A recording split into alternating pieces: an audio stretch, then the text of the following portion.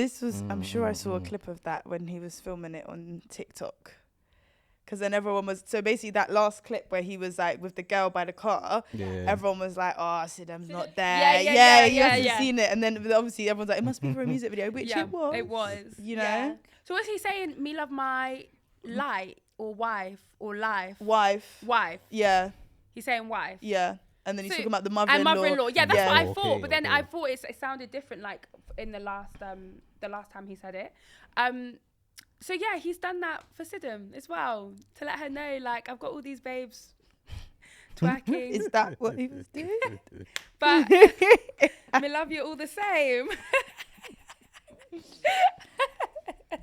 You know what? He's such a character. You know, I was talking about this with someone the other day, and obviously when he was out and making music, it was before the whole live streaming, whatever, blah blah blah blah blah. And now, like, watching him like on live on TikTok is hilarious. And he's so like intelligent. When you hear the way he speaks and the kind of stuff he says and the vocabulary that he uses, like, the man is, I reckon if you did like an IQ test, he would have like some insane IQ. The way he speaks, he's very eloquent, he's very well spoken, he's very like, it's like almost poetic kind of when he speaks. And it's just entertaining, and he's just funny as well. He is. He's funny. a joker. The content is funny. Is this as a song? Is this something that you want to hear? Yeah. What setting are you listening to it in? A yardie rave, a dancehall rave. Yeah. I mean, yeah. Anywhere, well, I can't say anywhere in it, but this is what I want to hear. I hate when I go out and all I hear is Afro beats. Like, I want to hear these tunes with these beats. I'm sorry, it's just like, I like Afro beats, yeah, but I can't take this anymore. Where whenever you're going out, it's like 75%, 80% Afro beats. I can't take it anymore. I do feel like, and also it's actually a shame because there's like we've said, that the dancehall scene's actually popping anyway. Like, they're actually all doing their thing. So it's very strange that it's only like the balance is kind of inaccurate. It's so off. But what I will say is this low-key what it was like back in the day when I was going to parties, and it was like you get a little bit of Afro beats and it's dancehall. I mean, can we not just do 50-50, guys? We can do 50-50. What's the but issue? I do think it's just it's shifted. It's shifted like the other way completely. I think him being out is definitely gonna create like a little bit of a cultural reset, especially if he starts making music with a lot of the newer artists. It's definitely gonna do something, because that's what I would like to see. 100%. Who would you want him to do a track with first from the dancehall scene? I don't know, because I just like all of them that are making music right now, to be honest. I think Valiant, it would be nice. Yeah, I think it's a shame as well that a lot of the Trini bad artists that were making a lot of music have obviously now passed, and he's out, because I think him making, because they were making a lot of them kind of the heavy beat, like kind of gunman music type of thing. So I feel like that collab would have been really cool. But I don't know what he must be charging some mad rates for collabs. Yeah, it's true. Oh, yeah, he has to, innit? Because I looked up his concert tickets in Jamaica. Some of them are thousands of pounds. No way. And he's doing wireless. I'm gonna get a wireless ticket. I'm gonna go just to see him. Yeah.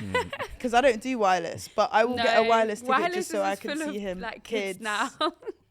Badly behaved kids. They're not even well behaved kids. They're badly behaved kids. So hopefully he can actually make it over to the UK. I don't know, because a lot of you know how the UK is so funny with letting a lot of artists over.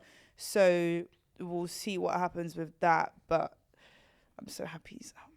Yeah, now if he continues making bangers like this, like for me, he is like you say, in terms of like trying to get the dance hall back. He can definitely do it. Like for me, with this one, like, are we going straight into the ratings already, or are we? He's ready to go. I'm ready to go for this one. I'm giving this a 10. Oh, really? Okay. Wow. I'm giving this a 10. Like, obviously, Vybz is the legend, isn't it? Yeah. So, and then when you're coming out with this, for me, is like, and then just everything with it, for me, is just like, it's perfect. Like, if this song came out 7-8 years ago, it would make sense. It would make, like, if this said, what are we in 2024? If this said on the year, it was 2015 or whatever, you'd be like, okay. Yeah. Yeah. So do you feel like this is what, because I feel like the dancehall scene has evolved massively and it's very different. There are like sort of songs that are like popping off on TikTok and it's not like this type of dancehall that we're hearing, but I'm still enjoying it. So do you feel like this is what's missing, or do you feel like he's trying to go back in time and the scene have moved on from it?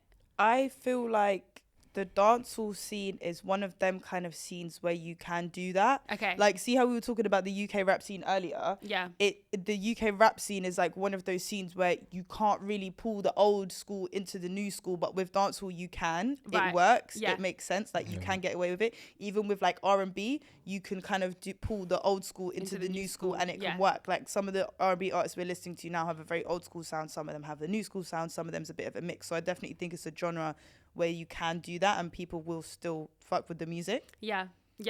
No, definitely. What are you giving it out of 10? I don't know. You know what it is, yeah? It's like, I fuck with the song. I really want to hear it on like a car speaker. Yeah. You know? Like, I really want to listen to it on a car speaker. I feel like listening to this, it's only going to be up because I feel like he can do more than this. This is kind of like a little sprinkle taster. Yeah. You know? And it is literally a taster, like it's only 2 minutes. Yeah. It's a pull-up tune. Yeah. You're gonna wheel it up. You're gonna listen. Especially with the way it's almost finished. Yeah, it literally jumps into it. You're busy good, like Jesus. That caught me off guard. That caught me off guard. I wish CK was here for that because he would have just said like. You would. It is a damn shame. That's so true that he missed this one. His reaction would have been the funniest. For me, it's so hard because I feel like, Koi, because you've said 10, I'm like, I actually think I'm going to give this 7.5. Because I do really like it. But I agree, like, I feel like there's so much more that he can give us. And also, when I think of, like, some of my favourite dancehall songs, like, for example, like have dropped like recently, like Jada Kingdom's What's Up is like a song that I rinsed into the ground. It had like poppy elements. Yeah, maybe. And this is what I mean. Like, I feel like there are a bit more, like you can hear outside influences in more of the like new school dancehall. Yeah. So yes, that's why I asked the question, like, is there space for this right now? But like you said, like you can kind of bring it in. But yeah, in terms of like what the dancehall that I've been listening to, that I've been bumping, I feel like this would, I don't know. I feel like I need to listen to it again. Yeah. I need to listen to it more. Or you'd have like, it's weird because even I have like an overall dancehall playlist. Yeah. And then I have like an old school one, and then I have a new school one. Yeah. And I feel like even though it's new, it would go in the old school playlist, right? Yeah. Do you know what I mean? Yeah. Exactly. But if it came in between like one of the like, if it came in between like a Skeet and a Valiant song, I wouldn't be mad at it. You know? Yeah. Because when you think of like your top 10 dancehall songs, he's at least like what, 4 or 5 of them? Yeah, it's so true. It's so true. And I think maybe also it's hard, because of that, it's hard then with a song like this because when you just deal with the artist like that, you're just like, I can't give them anything, you know? Yeah. It's like, I just like you. Yeah. Yeah. That's what am I giving it? You know what? I'm going to give it an 8. And especially I think because when we're listening to it, we keep pausing it. But like we were saying, because it's such a short song and the way it drops and the way it comes in, it is going to be a pull up kind of song. So yeah, I can actually hear the klaxons now. Right? Yeah, I think my rating could actually change if I heard it in a different setting. But right now on first listen, what I'm giving it is 7.5. Yeah, I'll give it 8.